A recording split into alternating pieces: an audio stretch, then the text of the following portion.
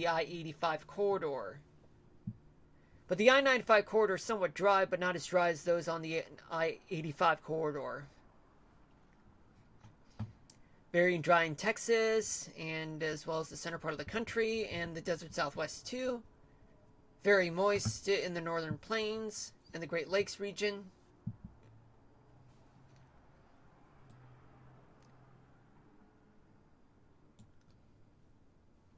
Wednesday morning, it's going to be somewhat dry for folks from Georgia all the way to Massachusetts. Very dry in much of Texas, Front Range of the Rockies, much of the desert southwest, including the Great Basin states. Central Valley, California is moist, as well as the upper Mississippi Valley. Yeah, it's because of the warm front.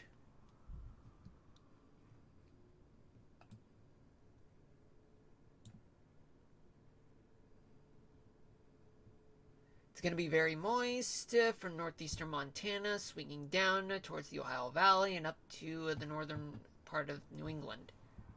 Northern parts of New England. On the East Coast, somewhat dry, especially Florida. Very dry in Texas, New Mexico, all the way up to Wyoming, and as well as the Great Basin states as well. California is looking moist in the central part of the state. And the coastal part of Southern California as well is very moist. Alright, and now we're going to play the precipitation radar.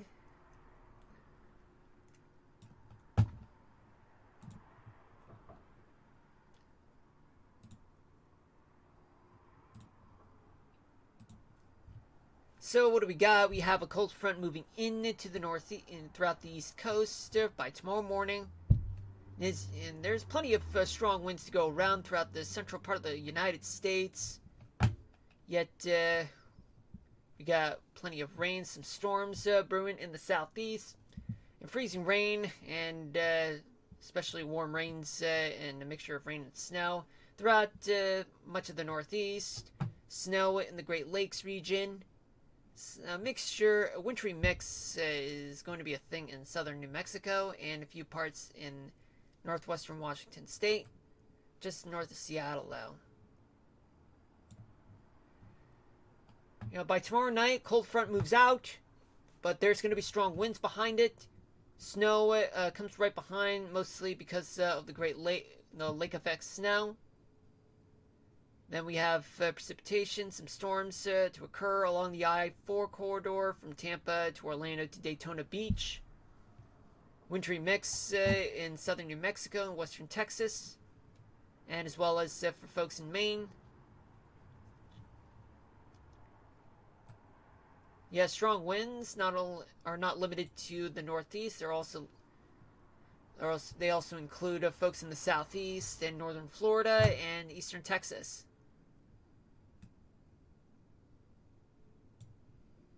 Plenty of snow showers throughout the interior and northern parts of New England.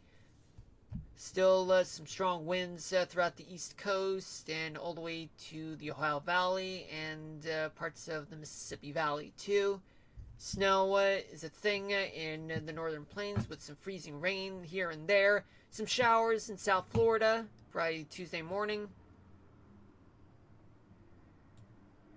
Tuesday night, snow throughout the northern parts of New England, and as well as folks in upstate New York, northern Pennsylvania, parts of the Ohio Valley, the Great Lakes region, and wintry mix in the northern plains. And some parts of coastal New England and Long Island could get some snow or wet snow whatsoever. Wednesday morning, snow showers in the area and parts of the northeast, the Great Lakes, and the northern plains. Showers move into parts of coastal California.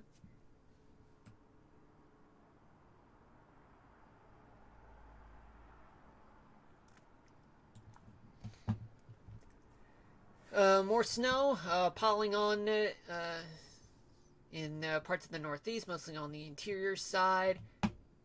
North of the Ohio River. That includes the Great Lakes region, getting some snow, but down south of Chicago and in Indianapolis. There's going to be wet snow or rain mixed in with snow or some warm rains there. And there's going to be plenty of warm. There's going to be warm rains throughout much of California, high up in the Sierra Nevadas. Some wet snow or just regular snow whatsoever. All right, and now we will go back here and just play the animation starting from 7 in the morning, just to see where the thunderstorms are at and where they're going to be located. All right. So, thunderstorms for tomorrow, well, we don't see much. Going into the evening hours, not even a cold front would make that happen in the Northeast because there's not a lot of lift. So, right now we're in Tuesday afternoon and going to Tuesday evening. Anything? No. Even though we're going to Wednesday morning, nothing much. Even into Wednesday afternoon, thunderstorms making its way into Southern California in a slow fashion, but just before 7 p.m., nothing now. Alright, hold on a minute, folks.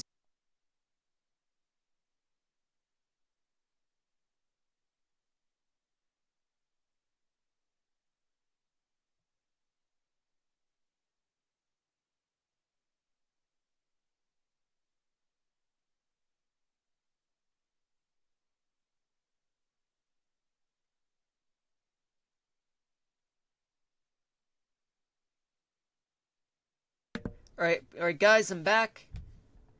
Now, we are going to go back to Radar Omega.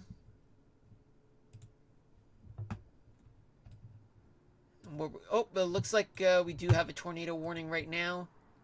There are 5 of them. Woo boy. This means business, guys.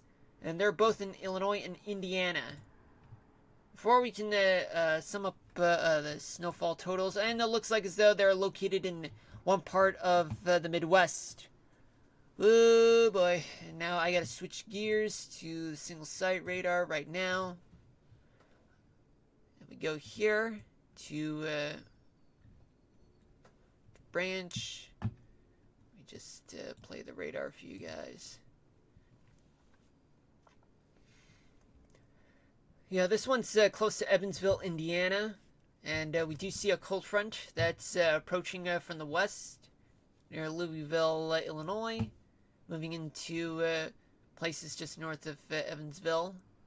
Crossing the Wabash River.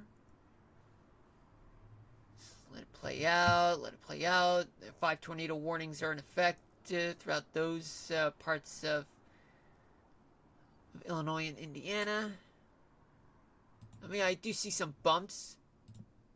But right now, I want to check the radial velocity. Let's check number 1. Let's check number 1 and number 2. Okay, so the radar is right here. Oh, wait. Where'd it go?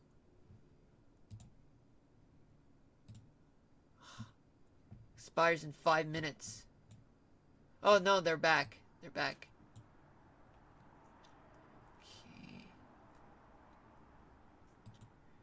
Okay, so right now we do see that there are bumps right here. This one's moving toward, and this one moving away.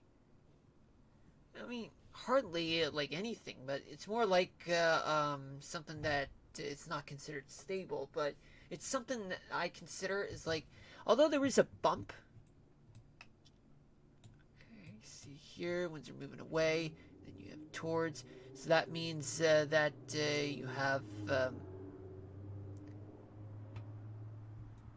there's a chance that there is tornado formation, and yeah, birds is getting some spin as well, and just located west of Lawrenceville. There is one. Let's take a look. South, now it's reduced to 4 tornado warnings. Okay, so this one right here, I would say it's right between Browns and Bone Gap, Illinois.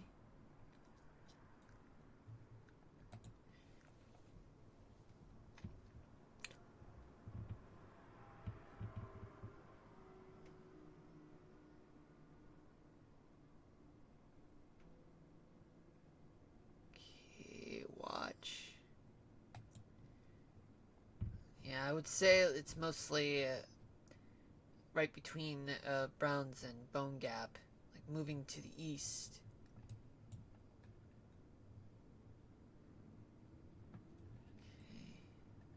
And let me see the radial velocity. Let me see the correlation coefficient.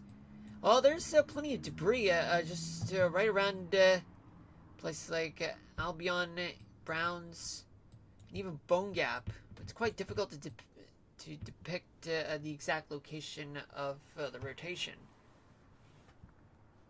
I mean, I know like yeah, it's there, but that's just one thing. Another is like where exactly can you find? I mean, birds. Yes, there are, especially Lawrenceville with all that debris that's there.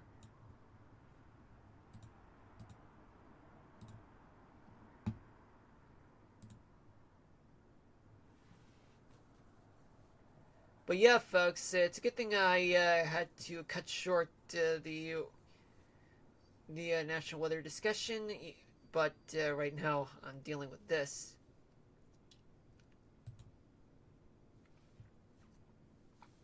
I would say Browns right now is dealing with Albion. They're dealing with tornadoes there. And it looks like as though there is a spin just to the north of Lawrenceville, as well as and right near Birds. Yep, something's brewing. Let's check the radial velocity again, and it looks like as though okay, so they're very strong. Wait, what?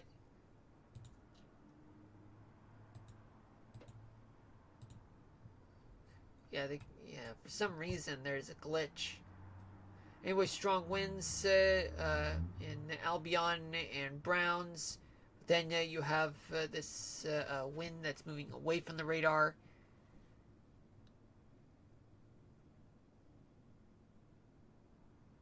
Yep, it's moving. Yeah, I would say like near Belmont, there is spin. And for folks in Lawrenceville, this is the real deal. As well as for folks in near Birds. So anyway, for those of you who are in those areas under a tornado warning, please do seek shelter immediately. Right now, I mean, this is not a storm to joke around with or anything. This is for real.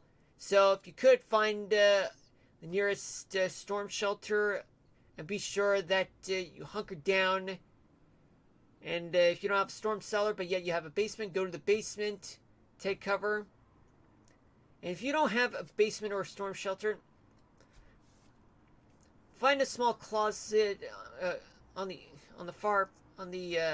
most interior part of your house or apartment, and duck and cover your head, or even a bathroom that's well in the interior part of your home, apartment, or house. And if you guys are not home, if you're outside, just hide in a ditch. Never take shelter under an overpass, because they're not going to protect you from those winds. That's actually going to make the winds much stronger, much faster, and it'll blow you away. And also never take shelter under a tree, because that is bad. Very bad.